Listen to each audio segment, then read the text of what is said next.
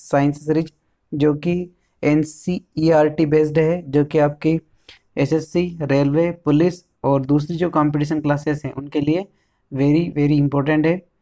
तो मेरे साथ आप साइंस सीरीज में जुड़े हैं। देखिए विज्ञान की परिभाषा थोड़ा सा देखिए स्टूडेंट्स, यहाँ पर थोड़ा सा जो अभी मैं आपको सामने डिस्कस करने जा रहा हूँ ये सिलेबस का है कि सिलेबस कितने भागों में टूटा है, कैसे क्या अपने को पढ़ना है। थोड़ी स्ट्रेटेजी अगर पता लग जाएगी तो पढ़ना अपने लिए आसान होगा। ठीक है स्टूडेंट्स, तो देखिए विज्ञान डेफिनेशन आप पहले से ही पढ़ते आए हैं कि चारों ओर जो समाहित ज्ञान है वो क्या कहलाता है, विज्ञान कहलाता है। The surrounding atmosphere is called science. आगे देखिए जो विज्ञान है इसको हम मोटे तौर पर 3 भागों में यहाँ पर आपके सामने बांटेंगे। पहला आएगा आपका खगोल विज्ञान, एस्ट्रोनॉमिकल साइंस। दूसरा आएगा आपके सामने प्रकृति विज्ञान, नेचुरल साइंस। और तीसरा आपके सामने आएगा भूगर्भ विज्ञान, जियोलॉजिकल साइंस। तो यहाँ पर हम आपके सामने देखेंगे जो प्राकृतिक विज्ञान है उस प्राकृतिक विज्ञान को 2 भागों में बांटा गया है। पहला आपके सामने दे रखा है भौतिक विज्ञान और दूसरा आपके सामने दे रखा है जीव विज्ञान। आगे देखेंगे जो अपना भौतिक विज्ञान और जीव विज्ञान है इसको पुनः 2 भागों में बांटा गया है। जो भौतिक विज्ञान है इसे 2 भागों में बांटा गया है। पहले आपके सामने आता है भौतिकी और दूसरा आता है आपके सामने रासायनिकी। जो भौतिकी है उसे फिजिक्स कहते हैं, जो रासायनिक से केमिस्ट्री नाम से जाना जाता है। जीव विज्ञान जो दूसरा भाग है उसे पुनः 2 भागों में बांटा गया है। पहला आपके सामने आता है जंतु विज्ञान और दूसरा आता है वनस्पति विज्ञान। जंतु विज्ञान को जूलॉजी बोलते हैं और वनस्पति विज्ञान को बॉटनी के नाम से जाना जाता है। अब यहाँ पर जो आपके सामने हम डिस्कस कर रहे हैं बेसिकली पहला पार्ट लिया गया है इसमें जीव विज्ञान। और जीव विज्ञान को जो हम यहाँ पर देख रहे हैं, जो जीव विज्ञान है बायोलॉजी शब्द है, आप इसके बारे में जानते ही है। बायोलॉजी 2 शब्द से मिलकर बना है, बायो और लॉजी। बायो का मतलब होता है जीव और जो लॉजी होता है इसके अध्ययन को क्या बोलते हैं अपन, लॉजी। जिसके अंत में LOG भाई जुड़ जाता है वो बेसिकली किसी के अध्ययन को जनरेट करता है। तो बायोलॉजी 2 शब्दों से मिलकर बना है। बायो मतलब किसी चीज़ के बारे में जानना और लॉजी उसका अध्ययन करना। किसी चीज़ का अध्ययन करने क्या कहलाता है, बायोलॉजी कहलाता है। ठीक है स्टूडेंट्स, आगे देखिए जो जीव विज्ञान है इसके अंतर्गत हम पढ़ेंगे जीवन की उत्पत्ति यानी कि ओरिजिन ऑफ लाइफ। तो यहाँ पर 2 परिभाषाएं हमारे सामने निकल कर आएगी। दोनों परिभाषाओं को आप थोड़ा सा देखिए। पहली परिभाषा में निकल कर आएगा कि जीव और जंतु विज्ञान के पिता किसे जाना जाता है, तो आपको पता ही है वो कौन है, अरस्तु, जो जीव और जंतु विज्ञान के पिता कहलाते हैं। स्टूडेंट्स यहाँ पर जो दी गई बुक है काफ़ी इंपॉर्टेंट है, कई बार एग्जाम में पूछी गई है, SSC में हर बार पूछी जाती है। तो थोड़ा देखिए कि इनकी बुक का नाम क्या है, हिस्टोरी ऑफ एनिमिलियम, जिसमें 500 प्रकार की प्रजातियों के बताया गया है। दूसरा आपके सामने आएगा वनस्पति विज्ञान के पिता कौन है, तो वह है थियोफ्रेस्टस। इनकी भी बुक इंपॉर्टेंट है, इनकी बुक का नाम है हिस्टोरी ऑफ एनिमिलियम। ठीक है स्टूडेंट्स, यहाँ से हम थोड़ा सा आगे की ओर चलेंगे और देखेंगे कि जो जीवन की उत्पत्ति है उस जीवन की उत्पत्ति के संबंध में 3 परिकल्पनाएं दी गई और तीनों परिकल्पनाओं को मैं आपके सामने बताऊंगा। पहली परिकल्पना आपके सामने दे रखी है स्वतः जननवाद सिद्धांत। स्वतः जननवाद सिद्धांत जो किसके द्वारा दिया गया है, आपके अरस्तु के द्वारा दिया गया है। थोड़ा सा इसे देखिए, स्वतः जननवाद सिद्धांत को थ्योरी ऑफ स्पॉन्टेनियस जनरेशन के नाम से भी जानते हैं। देखिए थ्योरी ऑफ स्पॉन्टेनियस जनरेशन। देखिए स्टूडेंट्स, इस थ्योरी के अकॉर्डिंग जो हमारे वैज्ञानिक है अरस्तु और उनके साथ एक वैज्ञानिक और मिले थे जिनका नाम क्या है, 2 वैज्ञानिकों का इसमें प्रमुखता जिक्र होगा। एक तो है आपके अरस्तु और जो दूसरे वैज्ञानिक हैं वो है आपके वार्न हैमिल्टन।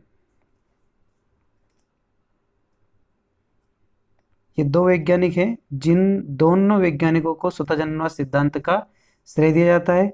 इनके अनुसार एक चूहे की परिकल्पना पर यह विस्तार दिया गया और इस चूहे की जो परिकल्पना है, इस चूहे की परिकल्पना में इन्होंने यहाँ बताया कि यदि हम एक पसीने से भींगी हुई कमीज में गेहूं की जो बालियाँ होती है उन्हें भरकर यदि कितने दिनों तक रख दें, 21 दिनों तक रख दें, तो उससे क्या हो जाता है, चूहे का जन्म हो जाता है। यहाँ परिकल्पनाएं किसके द्वारा दी गई थी, स्वतः जननवाद के सिद्धांत की परिकल्पनाएं वार्न हैमिल्टन और अरस्तु के द्वारा दी गई।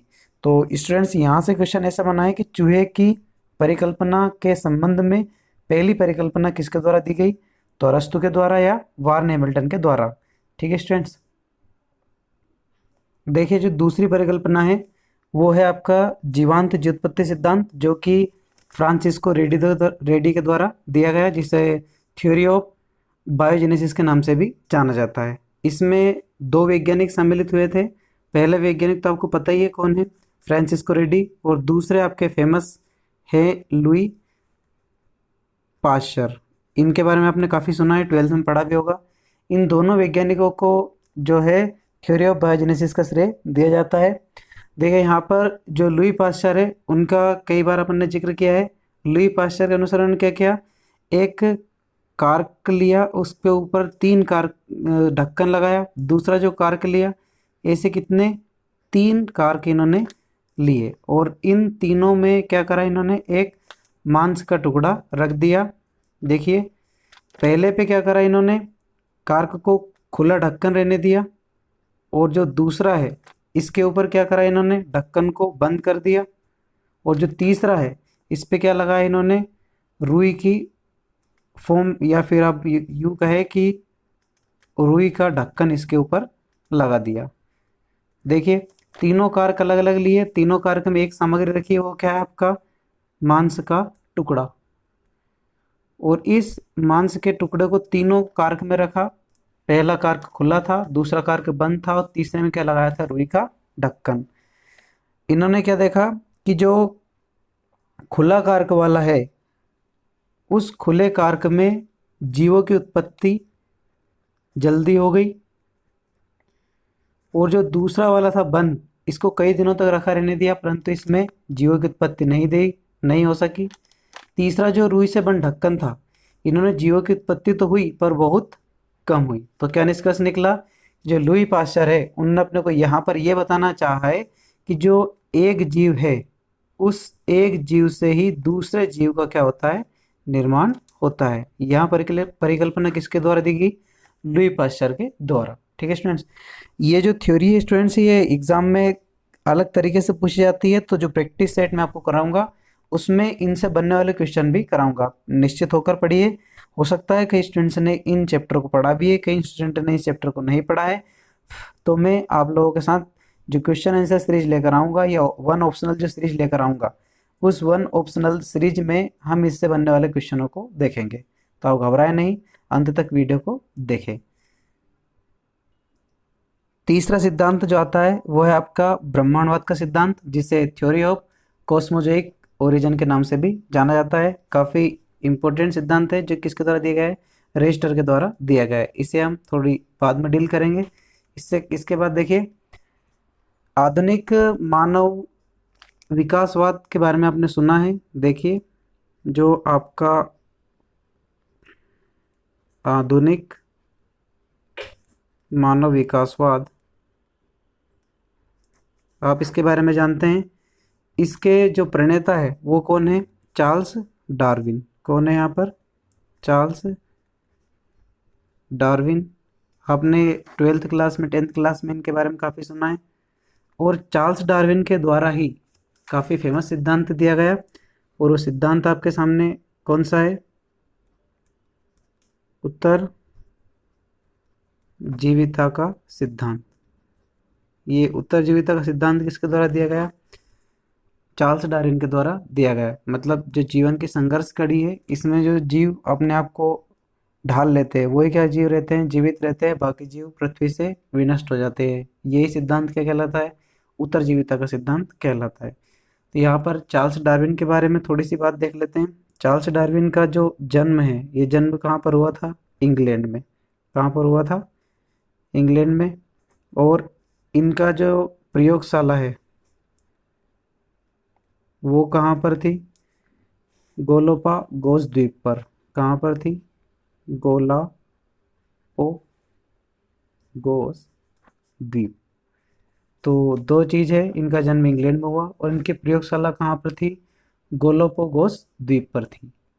देखिए जो इनकी बुक है तो बुक भी इम्पोर्टेंट है, कई बार एग्जाम में आई है, the origin of species by natural selection, जो कि 1859 में प्रकाशित हुई थी। क्या है बुक का नाम?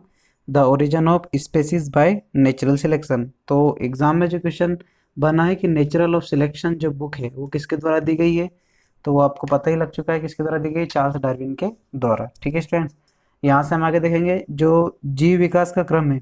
इस जीव विकास के क्रम में इन्होंने उत्पत्ति का साधन किसे माना है? अमीबा को माना है। आप सभी स्टूडेंट्स यहाँ जानते हैं। आगे देखिए, जीवन के उत्पत्ति के बाद में जो जीवों का नामकरण है, इस जीवों का नामकरण, तो इसमें जो जीवों का नामकरण है इसके संबंध में एक सिद्धांत दिया गया, जिस सिद्धांत को हम द्विनाम पद्धति के नाम से जानते हैं। और यहाँ जो द्विनाम पद्धति है इसके जनक कौन है? Carolus Linnaeus. ये एग्जाम में कई बार आया है कि द्विनाम पद्धति के जनक कौन है? Carolus Linnaeus. अब द्विनाम पद्धति का आपको कुछ अजीब से लग रही होगी, तो आप इससे एग्जाम्पल के माध्यम से समझ सकते हैं। जैसे कि आम का वानस्पतिक नाम क्या है या वैज्ञानिक नाम क्या है? तो आपको पता ही है, मेजिफेरा इंडिका। मेजिफेरा इंडिका। ऐसे ही बहुत सारे अलग अलग नाम है। जैसे मनुष्य का भी एक नाम है, मनुष्य का भी एक नाम है जिसमें आप कई 10वीं क्लास में या 12वीं क्लास में आपने पढ़ा होगा कि मानव का वनस्पतिक नाम या फिर जीव विज्ञान नाम क्या है? तो होमोसेपियन।